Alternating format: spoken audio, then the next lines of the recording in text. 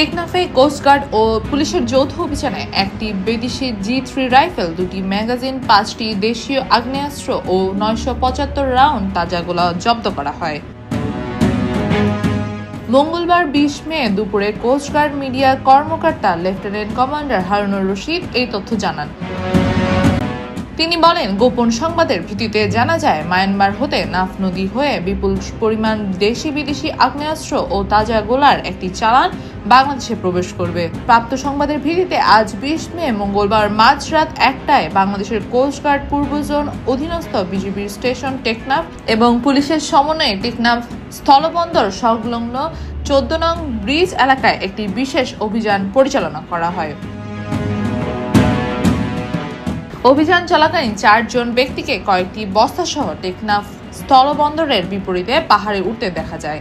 এ সময় অভিযানিক দল কর্তৃক উক্ত ব্যক্তিদের থামার সংকেত প্রদান করা হলে দৌড়ে পাহাড়ের গহীনে পালানোর চেষ্টা করে তারা। যৌথ বাহিনী তাদের ধাওয়া করে থামানোর উদ্দেশ্যে 7 রাউন্ড ফাঁকা গোলার ফায়ার করলে তারা অস্ত্র ও গোলাবারুদের 2টি বস্তা রেখে পাহাড়ে পালিয়ে যায়। গোপন সংবাদের ভিত্তিতে জানা যায়, মায়ানমার হতে নাফ নদী হয়ে বিপুল পরিমাণ দেশীয় বিদেশি আগ্নেয়াস্ত্র ও তাজা গোলার একটি চালান বাংলাদেশে প্রবেশ করবে। প্রাপ্ত সংবাদের ভিত্তিতে আজ 20 মে 2025 তারিখ মঙ্গলবার মধ্যরাত 1টায় বাংলাদেশ কোস্টগার্ড স্টেশন টেকনাফ ও পুলিশের সমন্বয়ে টেকনাফ স্থলবন্দর সংলগ্ন 14 নম্বর ব্রিজ এলাকায় একটি বিশেষ অভিযান পরিচালনা করা হয়। অভিযান চলাকালীন 4 জন ব্যক্তিকে কয়েকটি বস্তাসহ টেকনাফ স্থলবন্দরের বিপরীতে পাহাড়ে উঠতে দেখা যায়। এ সময় আভিযানিক দল কর্তৃক উক্ত ব্যক্তিদের থামার সংকেত প্রদান করলে তারা দৌড়ে পাহাড়ের গহীনে পালানোর চেষ্টা করে।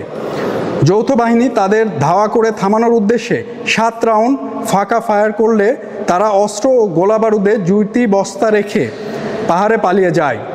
পরবর্তীতে যৌথ বাহিনী কর্তৃক উক্ত এলাকায় তল্লাশি চালিয়ে একটি বিদেশি G3 রাইফেল, 2টি G3 রাইফেলের ম্যাগাজিন, একটি দেশীয় পিস্তল, একটি দেশীয় 2নলা বন্দুক, 3টি দেশীয় 1নলা বন্দুক এবং 975 রাউন্ড G3 রাইফেলের তাজা গোলা জব্দ করতে সক্ষম হয়।